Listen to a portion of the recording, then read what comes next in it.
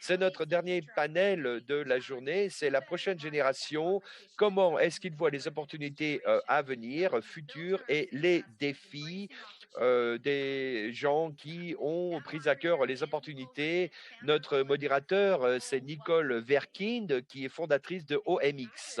Bienvenue. Merci Catherine. Très heureuse de vous voir. Je suis ravie d'être présente et je suis heureuse d'être la modératrice pour ce groupe de discussion où nous allons terminer la journée en parlant de quelque chose de positif, en parlant de l'avenir et de toutes les opportunités que les femmes chefs d'entreprise peuvent voir et peuvent enlever les œillères pour voir. Donc, je vais résumer un petit peu ce que je fais. Je vais vous présenter les panélistes et nous allons commencer cette conversation dans l'heure à venir et ça nous amènera à 17 heures.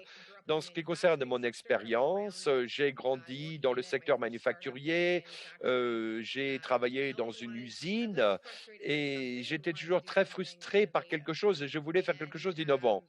Et j'ai décidé de commencer ma propre affaire au MX au début 2012 et je me souviens d'être tellement mal à l'aise, d'essayer de lever des fonds, de parler à des investisseurs et de pouvoir parler à des entreprises d'aérospatiales, de manufacture. Et c'était très difficile. Donc, il fallait que je fasse des levées de fonds pour pouvoir faire commencer l'entreprise au niveau technologique.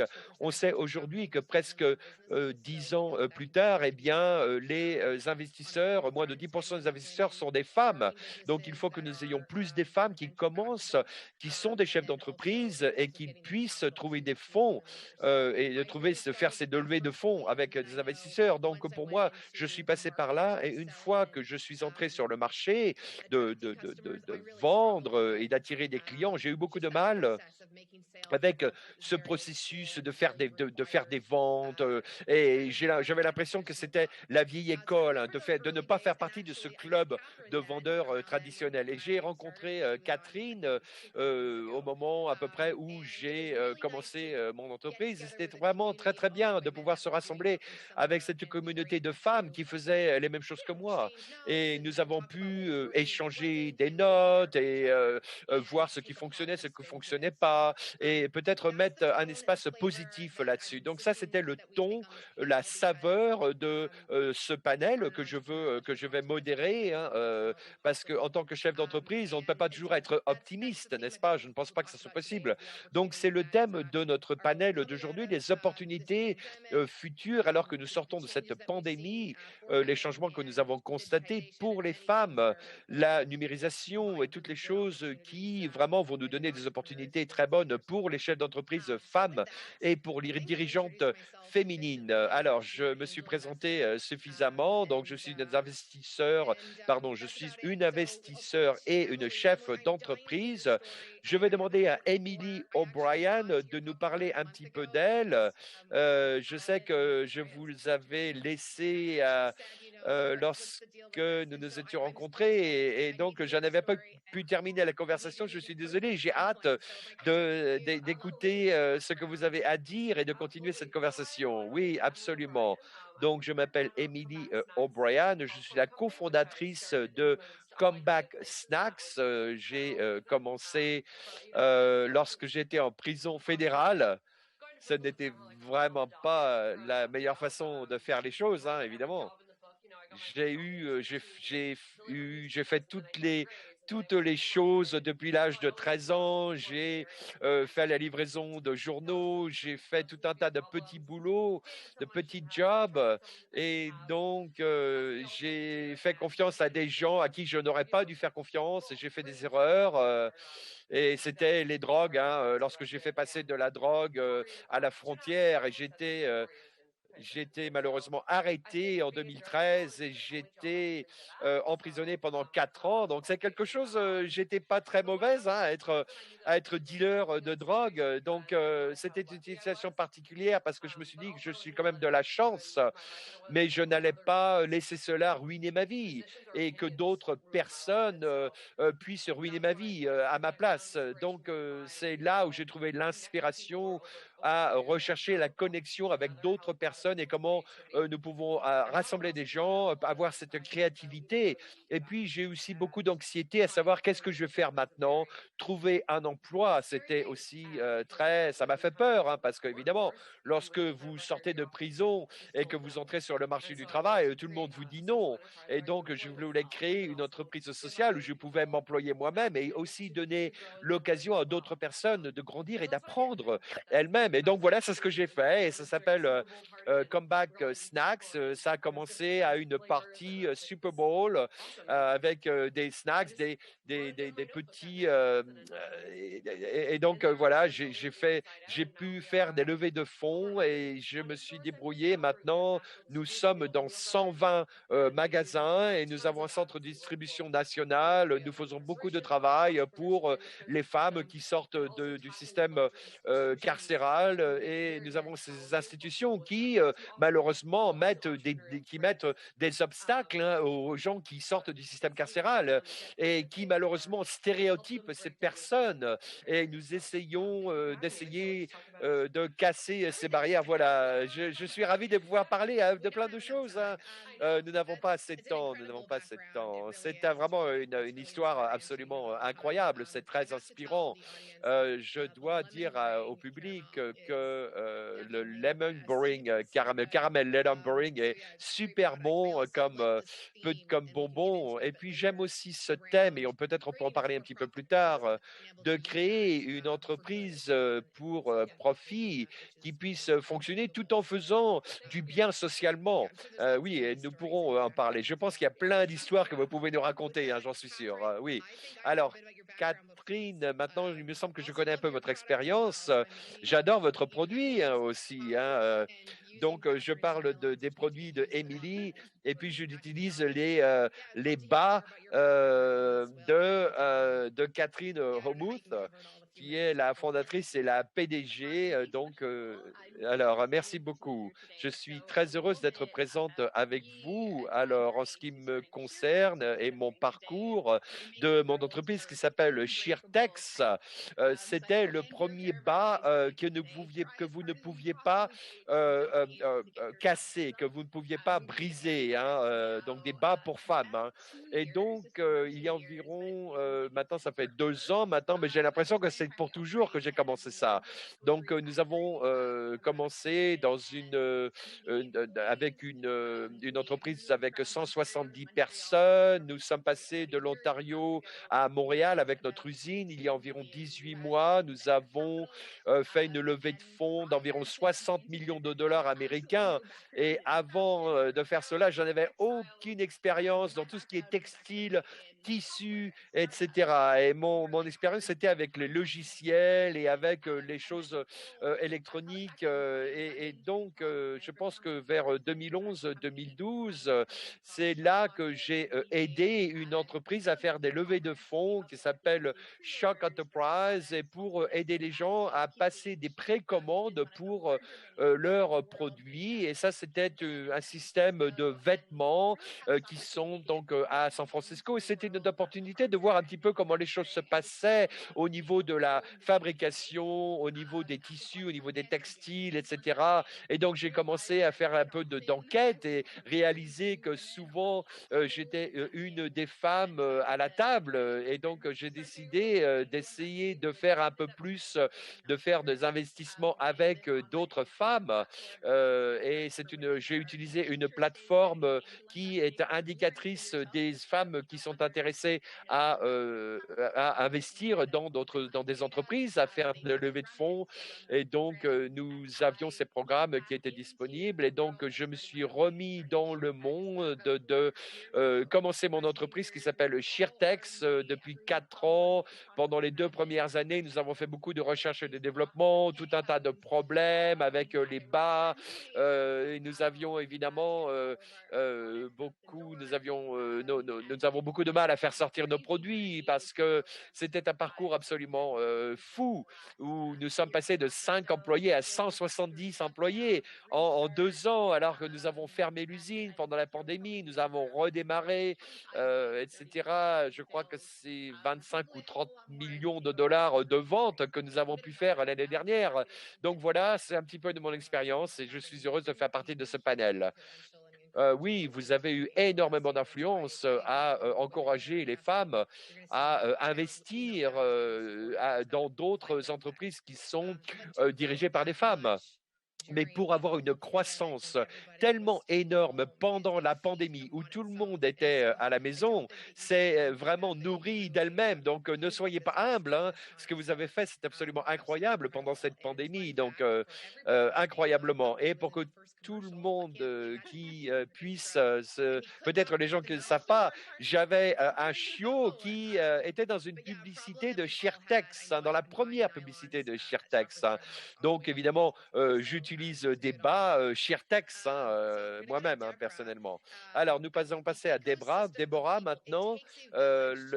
L'écosystème, évidemment, il faut une communauté entière, hein, pour pouvoir avoir une chef d'entreprise, que ce soit des gens qui jouent un rôle dans des petites et moyennes entreprises ou des gens qui jouent aussi un rôle dans la création d'entreprises. Et je sais qu'il y a beaucoup de gens qui soutiennent la communauté de chefs d'entreprise.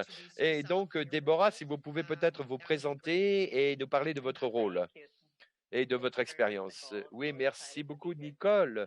Je suis tellement heureuse d'être ici et je suis ravi d'être présente en avec donc la Chambre de commerce du Canada parce que je suis une enfant de la Chambre de commerce. Je suis à Montréal. Ça fait 6 ans que je me suis installée à Montréal et je suis très heureuse de faire partie de cette conversation. Je suis dans la mode, mais je suis aussi une chef d'entreprise depuis les 8 dernières années et je suis très heureuse d'être la directrice régionale pour les chefs d'entreprise femmes du Québec. Et donc, pour aider les femmes chefs d'entreprise et pour aider les femmes qui créent les créatrices d'entreprises. Et donc, j'ai un peu souri lorsque j'ai vu le nom du panel, la prochaine génération, comment les opportunités futures et les défis, parce qu'il y a le mot, ce sera le mot jeune, mais je suis fait partie de la GCCM à Montréal. Je suis la présidente et donc je fais partie des jeunes, de groupes de jeunes professionnels et des chefs d'entreprise. Et donc, je suis très heureuse d'être parmi vous et peut-être aussi avec des données et avec peut-être des aperçus de ce qui se passe au Canada. Si nous avons assez de temps, j'espère que nous pouvons parler de cela. Et ça, c'est par rapport à mon expérience et à mon expérience à construire une entreprise. Bravo, bravo. Nous allons commencer par cela, je pense. Vous avez commencé, vous étiez créatrice d'entreprise. Donc, nous allons commencer par ça. Vous êtes sur le devant de la scène de cet écosystème, hein. Vous êtes là pour aider les femmes chefs d'entreprise au Canada. Est-ce que vous voyez comment les choses ont changé au Canada? Comment, depuis peut-être 1 ou 2 ans, comment est-ce que vous voyez les choses passées, présentes et futures? Quelles sont les informations que vous avez rassemblées avec l'état de création d'entreprise au Canada? Oui, c'est une bonne question. Depuis une année environ, évidemment, tout ce qui s'est passé avant l'année dernière a complètement changé. Nous avons vu beaucoup de choses qui ont changé et il me semble qu'il y a d'autres panélistes qui en ont parlé en ce qui concerne la COVID qui a touché les femmes en particulier, mais surtout les femmes chefs d'entreprise. Et pour vous donner un petit peu un aperçu, parce que je sais qu'on n'a pas beaucoup de temps, en ce qui concerne la majorité d'affaires qui sont détenues par des femmes, eh bien, elles ont moins de 20 employés. Et donc, c'est important parce que il y a plus de femmes qui commencent à créer leur entreprise. Et Et une autre chose aussi qui est intéressante, je pense, en ce qui concerne le statut des femmes, en ce moment, ce que les, entreprises qui sont détenues, par des femmes auront plus de diversité, plus de flexibilité dans la culture, dans leurs services, et ça, ce sont des données qui, pour moi, nous montrent où nous en sommes aujourd'hui. Les femmes chefs d'entreprise, encore une fois, nous avons des femmes qui sont très bien, instruites et qui sont plus jeunes, qui créent leur entreprise, et je pense que pour nous tous, nous sommes très bien connectés pour savoir ce que nous pouvons faire en termes d'écosystème et comment nous pouvons soutenir les femmes dans la création d'entreprises. Je pense que notre pays, le Canada, a quelques préoccupations. Nous avons des préoccupations, hein, de savoir un petit peu, et lorsque vous essayez de faire des levées de fonds, lorsque vous essayez de trouver des investisseurs pour votre entreprise. Donc, lorsque nous voyons des entrepreneurs noirs, de couleur, mais aussi des entrepreneurs femmes, et nous voyons comment ce segment de femmes qui dirigent des entreprises et qui contribuent aussi à cet effort, qui aident avec l'égalité des genres et qui aide aussi à savoir ce que nous pouvons avoir comme responsabilité et ce que nous devons faire et d'avoir ces conversations et de pouvoir réfléchir ensemble et de mettre en place des actions pour l'égalité dans le monde des affaires. Oui, je n'avais pas entendu une explication telle que celle-ci, et les femmes ont dû travailler encore plus dur pendant la pandémie parce qu'il y avait des statistiques qui montraient qu'il y avait un nombre énorme qui avaient licencié beaucoup de femmes parce que c'était des entreprises de services c'est ce qu'il y a en commun même, qui a construit une affaire évidemment qui, était fondée sur, la technologie et sur une marque, et donc nous sommes vraiment les 3 personnes qui ressortent de cela. Non, non, nous ne voulons pas être celles qui sortent du lot. Non, mais vous n'avez pas juste, une affaire qui fait uniquement du service, mais la majorité des femmes qui sont créatrices d'entreprises sont concentrées sur l'industrie du service. Et donc, qu'est-ce que fait, TD? Où, vous dirigez-vous pour un soutien? Est-ce que c'est là-dessus que vous allez vous concentrer pour encourager plus de femmes chefs d'entreprise à réussir à faire des levées de fonds ou peut-être à faire partie de programmes qui sont disponibles? Où en êtes-vous dans le système TD, hein, TD Bank?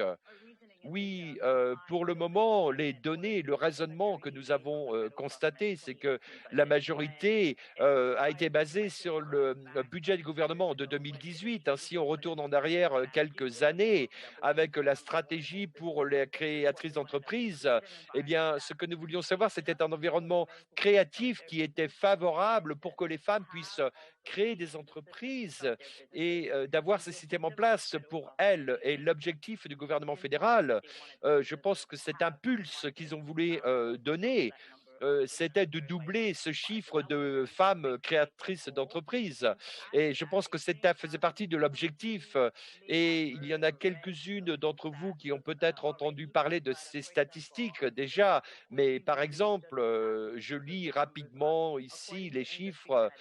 En ce qui concerne, Industrie Canada, lorsque nous avançons l'économie canadienne, nous essayons de pousser l'économie canadienne, eh bien, nous voulons arriver à plus de 50 milliards de dollars du GDP avec les femmes, qui sont, créatrices d'entreprises. Donc nous voulons un écosystème qui soit, créateur d'entreprises, mais aussi qui puisse, impliquer les femmes, et pour être certaine que nous pouvons, avoir un contexte qui est favorable pour, les créatrices d'entreprises, et parce que nous avons le privilège de travailler avec des clients et nous aidons des milliers de femmes et d'hommes à faire avancer leurs affaires. C'est pour cela que nous, voulons savoir, comment, en travaillant avec ces organisations, eh bien, à la fin, nous sommes évidemment une banque, mais nous pouvons travailler aussi avec des organisations qui sont menées par, des femmes, et nous pouvons, le faire, avec, des chiffres, hein. Nous avons des objectifs à 2030 pour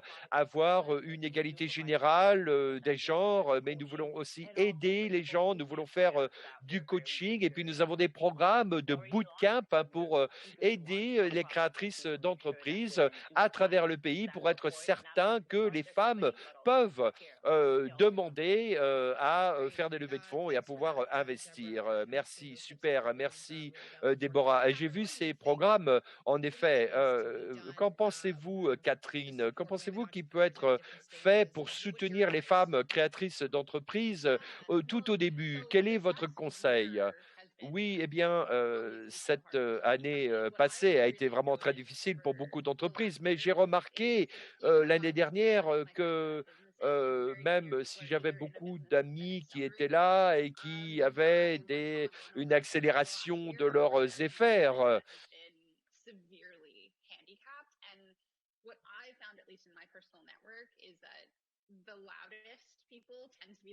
Alors, qu'est-ce que j'ai vu dans mes réseaux? J'ai vu que les gens étaient une incidence positive. Alors, des fois, c'est une incidence sur la santé mentale.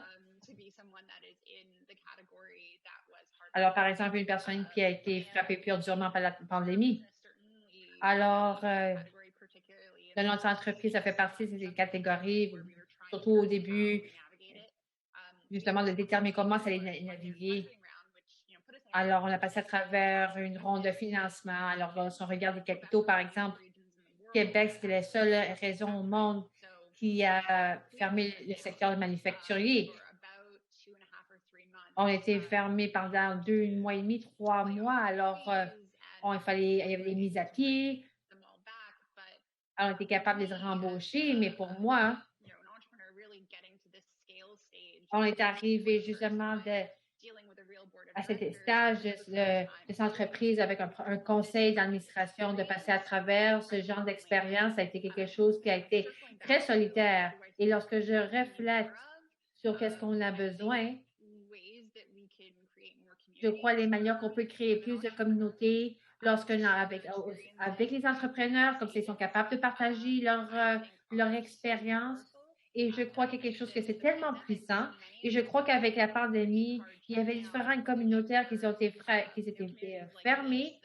Par exemple, que ce soit ces communautaires qui, au début, juste en train de déterminer comment on va rassembler les gens, comment on va avoir des rencontres. Parce que j'étais vraiment chanceuse dans des derniers 4 mois parce que j'ai participé à plusieurs conversations telles comme celle-ci. Mais au début de la pandémie, j'avais pas j'avais pas une façon de connecter avec les gens. Alors, j'ai commencé de pouvoir partager mon expérience en ligne, surtout pour d'autres entreprises comme la mienne, comme ça on peut parler un petit peu de notre expérience. Alors, par exemple, j'ai eu une série hebdomadaire que j'explique un petit peu de notre expérience. Alors, je crois qu'il manque ça ici au Canada, cette expérience partagée. Et moi, personnellement, lorsque je regarde les premières étapes de l'entreprise, est-ce que ce soit les programmes, par exemple, je suis en train d'un incubateur, par exemple, au Canada, qui travaille justement pour les compagnies de commerce électronique. Alors, je suis en train de regarder tous les différents programmes parce que le réseautage est très important. Et je crois que c'est vraiment qu'on manque ce soutien lorsqu'on est en train d'agrandir. Alors, même s'il y a plusieurs les femmes entrepreneurs au début, il y a ce plafond de verre. Alors, on n'a plus de soutien pour les entrepreneurs. Et je crois que justement, c'est justement qu'on passe d'un entrepreneur à un PDG. Alors, ce palier, ce saut, c'est important. Alors, il n'y avait pas de soutien là. Alors, c'était quelque chose qui était méconnu pour moi. Alors, c'était quelque chose qui était très clair. C'était beaucoup plus difficile d'avoir le même niveau de crédibilité qu'un père homme entrepreneur, surtout dans le monde des finances. Alors, c'était super difficile de pouvoir accéder à différents fonds, les conversations. Je crois qu'il y a du travail qu'on peut faire au sein de la communauté d'entrepreneurs pour pouvoir aider les femmes progresser dans ce secteur. Alors, je crois qu'à chaque étape de votre parcours en tant qu'entrepreneur, vous avez quelque chose de différent à chaque moment. Alors, je crois que c'est quelque chose de difficile. Alors, au début, c'est d'avoir du capital au début, puis après, vous avez besoin de soutien pour l'attention client. Et c'est clair que chaque étape requiert des différents éléments. Alors, par exemple, vous avez, lorsque je vous regardez votre parcours, quand vous avez passé à travers ce parcours et vous allez avoir à l'avenir, qu'est-ce que vous auriez souhaité avoir et qu'est-ce qu'on devrait considérer en tant que pays de considérer pour pouvoir créer ces opportunités? Alors, j'ai toujours, j'aime apprendre. Alors, j'ai vu des moments spécifiques pour mes plaisirs personnels, alors d'apprendre quelque chose de complètement nouveau. Alors, ça, c'est quelque chose qui m'a toujours interpellée, même si j'avais aucune idée. Alors, par exemple, lorsque je suis en train de bâtir les différentes mon entreprise, alors j'ai toujours essayé de me révitaliser à travers les différentes activités ou de vraiment essayer des différentes choses, de comment de trouver un plaisir et de passer à travers un processus d'apprentissage. Et je crois d'avoir cette perspective, ça m'a vraiment aidé de, de, de rompre les barrières et il va toujours avoir des différents défis. Alors même, surtout avec notre entreprise. Alors, alors, on peut avoir beaucoup de réactions négatives. Alors, je crois que c'est vraiment important de bâtir ses compétences et ce réseau et c'est la façon de pouvoir bâtir. Ça va être à ce moment-là que vous êtes capable de bâtir la confiance. Alors, je sais que ça peut sembler dingue, mais c'est quelque chose de très unique. Mais lorsque vous êtes vous avez une équipe, des personnes qui travaillent pour vous, c'est vraiment d'être encourageant et il faut les traiter bien. Moi, par exemple, je les traite comme la famille. Alors, quand on est frappé par la pandémie, par exemple, les événements, que c'était important de les avoir, ces événements, parce qu'ils voulaient pouvoir avoir un endroit où ils pouvaient s'exprimer. Alors, c'était vraiment avoir une opportunité d'engagement, de pouvoir créer ça. Alors, des fois, il faut juste se lancer, essayer et vraiment de créer un sens d'appartenance. Et je crois que c'est comme une famille. Et je crois que justement, qu'est-ce qu'on a dû créer dans cette dernière année? Alors, par exemple, je m'en vais au parc à faire une marche. C'est vraiment de l'écoute attentive, vraiment, c'est quelque chose d'important. Et puis, la compassion active aussi, je pense que c'est vraiment important aussi. Qu'est-ce que vous aurez besoin lorsque vous avez commencé votre entreprise au début? C'était l'Internet. Alors, je vais dire que j'avais besoin plus de, de modèles, c'est plus de références, parce que c'est vraiment mon secteur est dominé par les hommes. Alors, je me présentais dans les bureaux et on ne voit pas une blonde qui rentre dans un bureau, tu sais, qui est dans le secteur des snacks. Alors, parce que c'était difficile pour moi, parce que les gens ne me prenaient pas au sérieux. C'est juste une fille de maïs soufflé qui venait juste au bureau, mais de nouveau, c'était vraiment avoir des références de femmes. C'était peut-être comme genre sexualisé, mais c'était très frustré parce que je ne savais pas comment, que, comment que les jeunes puissent me prendre au sérieux. Puis alors aussi, quand tu es jeune, c'est beaucoup d'énergie et des fois, c'est mal compris. Alors, comment vous êtes capable d'établir la ligne et d'être pris au sérieux, mais en même temps demeurer sa vraie soi. Tu sais, par exemple, on m'appelait bubbles parce qu'en anglais, ça veut dire d'être très, très contente parce que c'était la même chose pour moi. C'est au début, je voulais être perçue en tant que sérieuse, mais en même temps, je ne voulais pas laisser de côté ma personnalité. Et alors, Amy, par exemple, lorsque vous avez fait au propos au début qu'on va appuyer les femmes davantage, on va faire des bénéfices économiques en aidant les femmes. Alors, qu'est-ce que vous allez faire? Qu'est-ce que vous allez déployer? Alors, j'aurais un modèle hybride, par exemple. Alors, pour de pouvoir appuyer la créativité et les idées, alors, je sais comment ajouter. Alors, il y a d'autres choses qui sont plus complexes. Alors, si on peut avoir du financement, par exemple, un programme qui est en place pour soutenir des programmes pour soutenir des entreprises de comptabilité, j'en ai parlé à la Banque Scotia, c'est vraiment de permettre le créateur à créer parce que ça, c'est vraiment leur leur côté là, fort. Et alors, tu sais, par exemple, dans mon cas, j'ai un partenaire, puis au début, je faisais les livres, et bien, ça prenait une éternité, alors c'était un désastre, alors peut-être.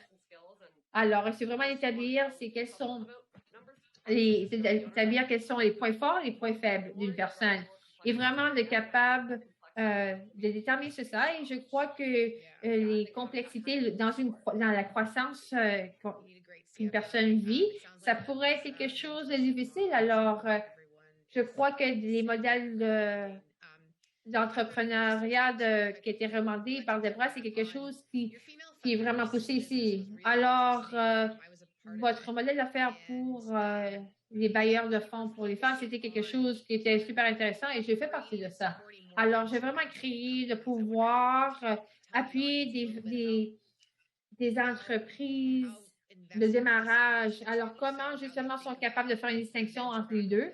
Comment qu'une une entreprise qui peut être appuyée et par exemple que si on le compare à les entreprises de détaillants, parce que la plupart sont menées par les femmes, mais j'espère que notre public comprend la différence. Alors, Catherine, lorsque vous avez créé plus d'investisseurs, de pouvoir avoir des entreprises de démarrage qui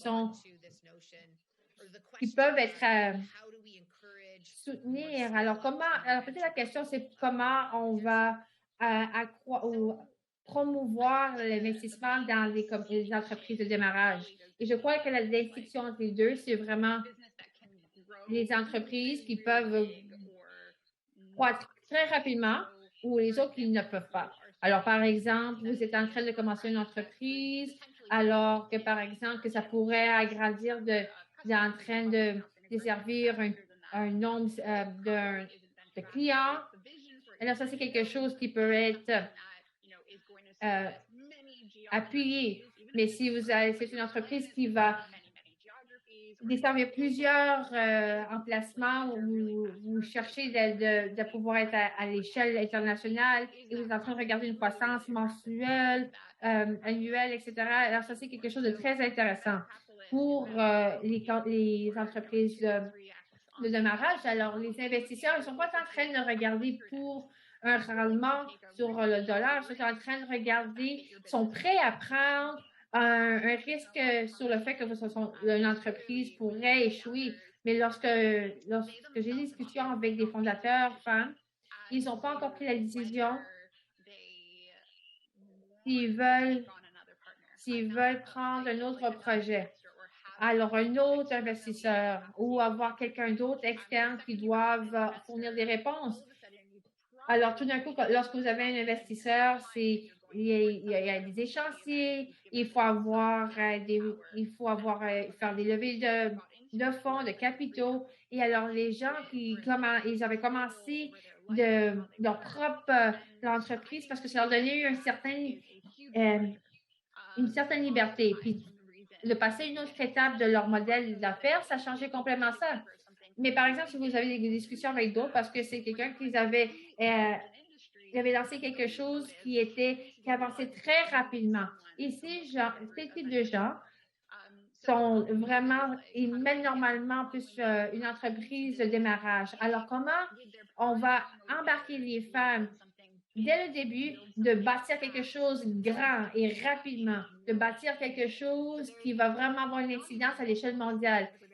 C'est pas seulement pour les femmes, juste en Canada. C'est pas une question juste de femmes, c'est les Canadiens ont pas vraiment le niveau d'ambition lorsqu'ils démarrent une entreprise. On a besoin de plus d'ambition chez nos fondateurs. Alors, pour répondre aux questions, alors qu'est-ce que je ferais dans mon cas?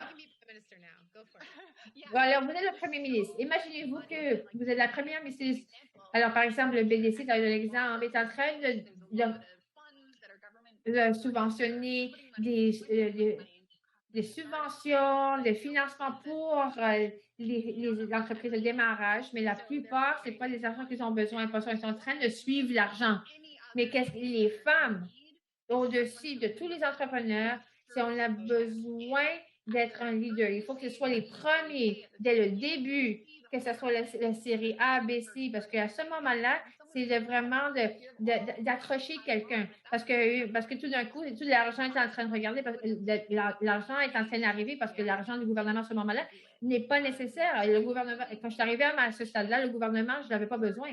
Alors, on a besoin embarquer les femmes dès le début. On doit accroître ambition, puis on va vraiment reconnaître qu'est-ce que vous allez laisser de côté si vous voulez bâtir ce genre d'entreprise et vous êtes capable de l'idée. Vous voulez les premiers supporters lorsqu'il n'y a personne est là pour le faire. Et le gouvernement, les investisseurs canadiens, le gouvernement canadien, de plus, est très conservateur.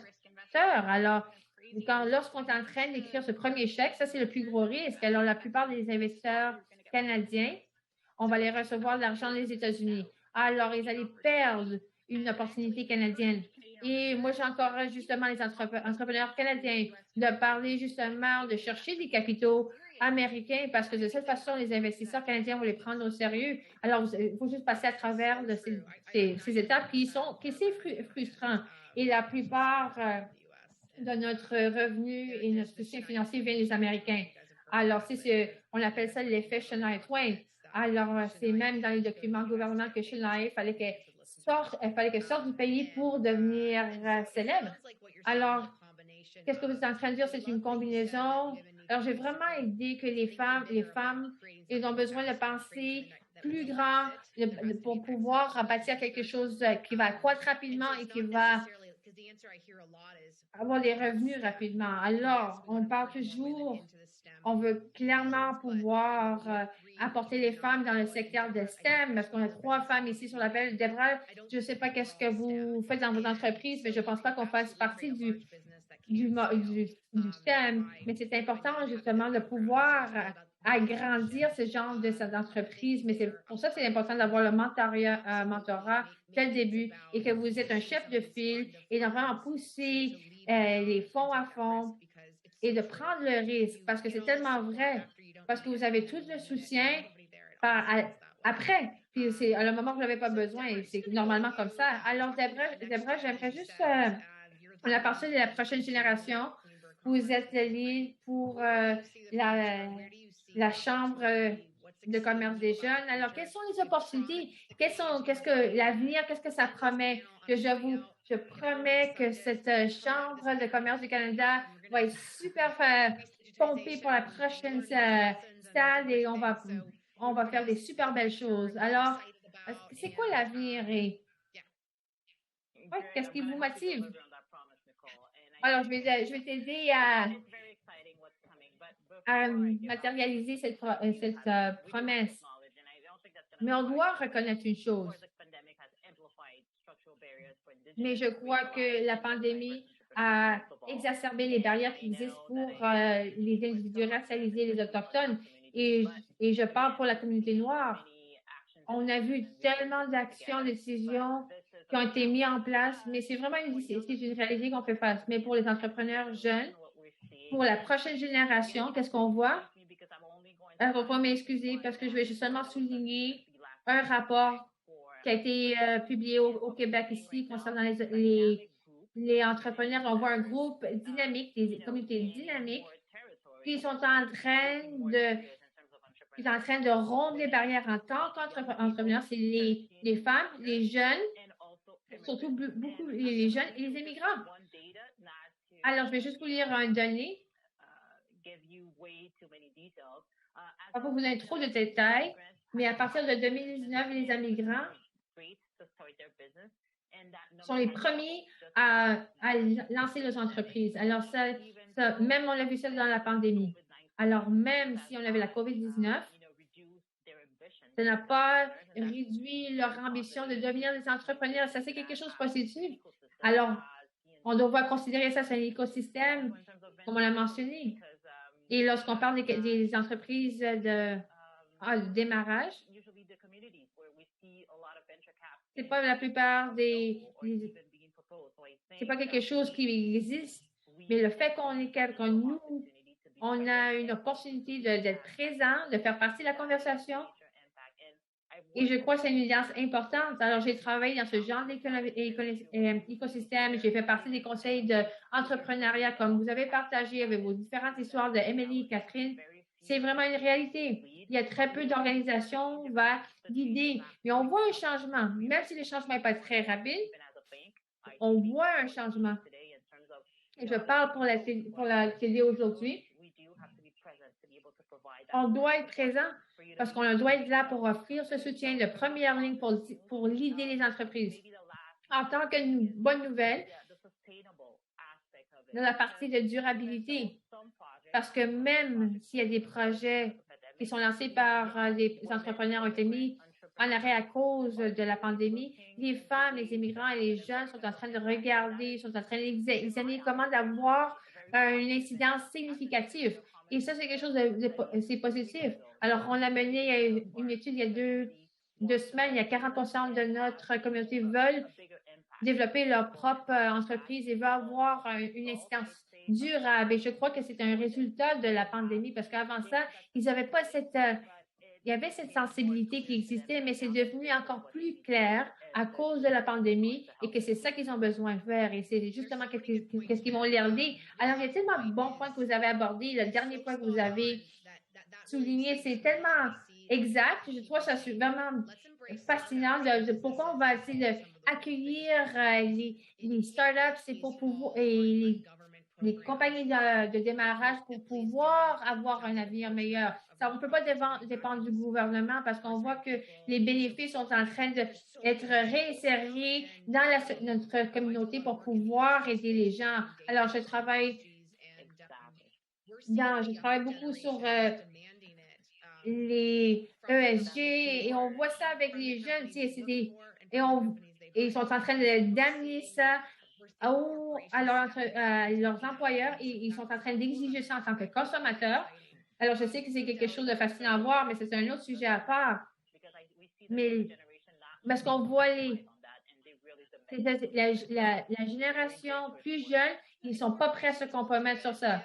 Et les sociétés sont prêtes à le faire si les investisseurs sont en train de leur demander de le faire, leurs employés sont en train de le faire et leurs consommateurs sont en train d'exiger qu'ils le fassent. Alors, ce n'est pas des règlements qui sont imposés par le gouvernement. Alors, je sais que Deborah, vous êtes très occupé avec cet appel parce qu'on n'arrête pas de voir des requêtes qui sont en train de nous demander pour, par exemple, des programmes de mentorat, pousser l'écosystème pour avoir des leaders en place lorsque c'est nécessaire pour les femmes entrepreneurs, d'offrir des références pour les femmes. Et j'ai parlé beaucoup de l'immigration. Je ne connais pas les chiffres autour de ça, mais je crois qu'il y a beaucoup. On n'était pas en train de faire un suivi toutes les données à cause de la COVID. Et j'ai fait partie de différentes entreprises de démarrage. Et ça m'a tellement surpris le fait que ça faisait très peu qu'ils étaient au Canada, puis ils étaient en train de lancer leur propre entreprise. Alors, ça, c'est quelque chose de fascinant. Alors, ça va être fantastique pour le Canada.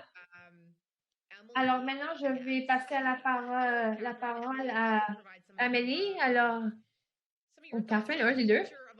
Alors, est-ce que vous parlez un petit peu de l'avenir de l'entrepreneuriat au Canada? Qu'est-ce qui est fascinant? C'est des bonnes nouvelles. Alors, maintenant, vous êtes un mentor pour les autres. Alors, c'est votre tour déjà. Alors, si vous parlez un peu plus en détail de ceci.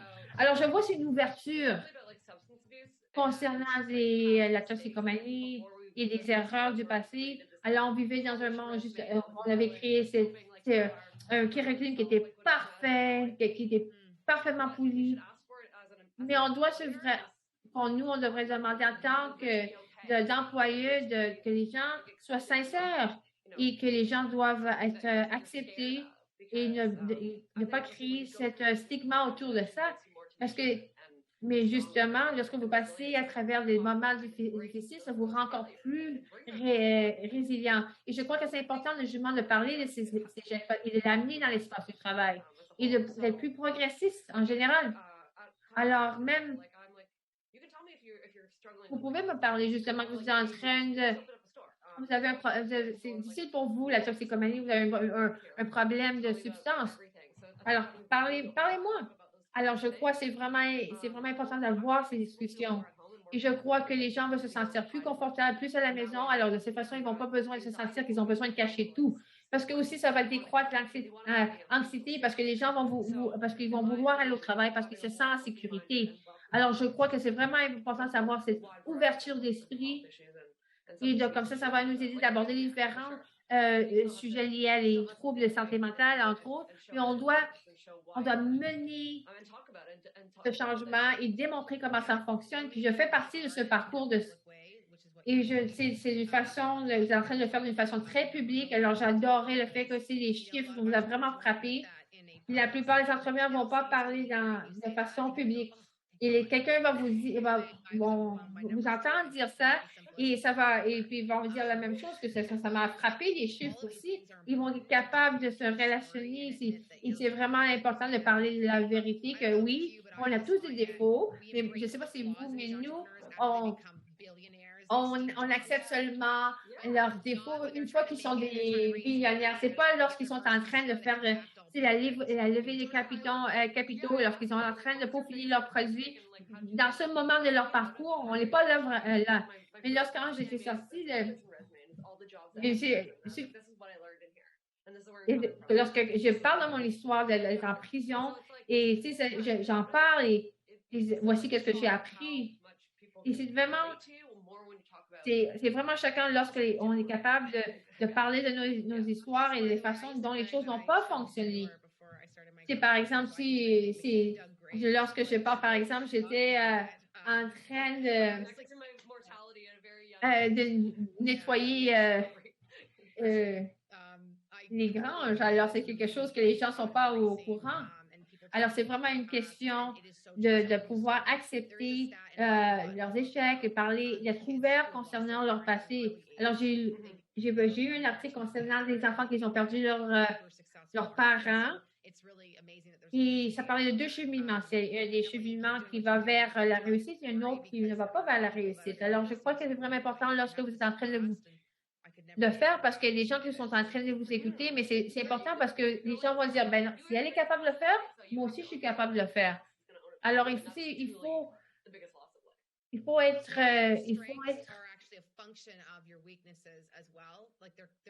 vrai en tout moment. Alors, il faut toujours avoir tous les composants de nos histoires. On doit reconnaître chacune de ces composantes. Alors, par exemple, lorsque vous allez travailler dans votre secteur, lorsque les femmes n'allaient pas au travail, alors je sais que vous êtes capable de le faire. Alors, est-ce que vous êtes tellement bien branché à la communauté des femmes entrepreneurs. Alors, j'aimerais savoir qu'est-ce que vous en pensez de l'avenir et vos perspectives. Alors, je crois que c'est peut-être quelque chose que j'ai entendu de Shopify. Là, on a avancé de 10 ans. Juste dans les premières 4 semaines de la pandémie, qu'est-ce qu'elle allait nous prendre à 10 ans à faire, on l'a fait dans 4 semaines, que ce soit les options de technologie, du commerce et le futur du détail. Il y a tellement de secteurs qui sont en train d'avancer tellement rapidement. Alors même, c'est des perturbations, les entrepreneurs et les nouvelles entreprises sont capables de réussir justement dans ces moments de perturbation. Lorsqu'on regarde en 2008, une des plus grosses entreprises qui existent aujourd'hui ont été fondées à ce moment-là. Si on regarde la Grande Dépression, c'est vraiment un moment d'opportunité. Alors, on a accès à un talent, un groupe de talents exceptionnels, des gens qui sont en train de trouver, qui sont sur le chômage ou des différentes situations de travail. Mais lorsque je regarde ce moment lorsque on est dans 2003-2004, je veux voir justement les nouvelles technologies. Ces entreprises sont en train de fonder présentement. Alors, je crois qu'on doit reconnaître cela. Mais je crois que les processus de vente, que ce soit de vendre le B2B ou de vendre des solutions, maintenant, ça se passe tellement plus rapidement. Alors, auparavant, il fallait passer des semaines, il fallait visiter quelqu'un, il fallait prendre un avion quelque part. Il y avait tout un processus pour chercher un investissement ou une vente de B2B. Et maintenant, avec Zoom, même si c'est douloureux pour être sur un écran toute la journée, maintenant, on est beaucoup plus efficace. Alors, j'ai des amis, par exemple, ils ont 2 ou 3 semaines, Ils ont pu fermer un marché parce qu'ils n'ont pas besoin de voyager nulle part. Ils ont eu des rencontres de 8 à, ils ont 8 à 10 rencontres par jour parce qu'ils n'ont pas eu besoin de s'asseoir avec des investisseurs un à la fois, jour par jour. Mais maintenant, ils sont capables d'avoir plusieurs rencontres dans un jour. Alors, il fallait se déplacer en personne et c'était une question de l'interaction parce que maintenant sur Zoom, ça change complètement la façon d'interagir avec les gens et la façon qu'on prend les décisions aussi. Parce que cette interaction de personne à personne, ça a complètement changé. Et je crois que justement, ça offre une opportunité aux femmes entrepreneurs et aux communautés communautaires de pouvoir lancer leur entreprise parce que c'est plus une question du personnel. Maintenant, c'est vraiment axé sur le travail. Je crois qu'il y a plusieurs choses intéressantes qui sont en train d'avoir lieu. Et je crois que les entrepreneurs, et c'est des gens qui cherchent des opportunités, c'est c'est vraiment le moment de l'opportunité pour pouvoir perturber et changer les choses. Alors, je n'aurais pas dire ces choses d'une meilleure manière. Et je veux vraiment l'accélération qui a lieu. Je sais qu'on va pouvoir en tirer profit. Alors, merci beaucoup.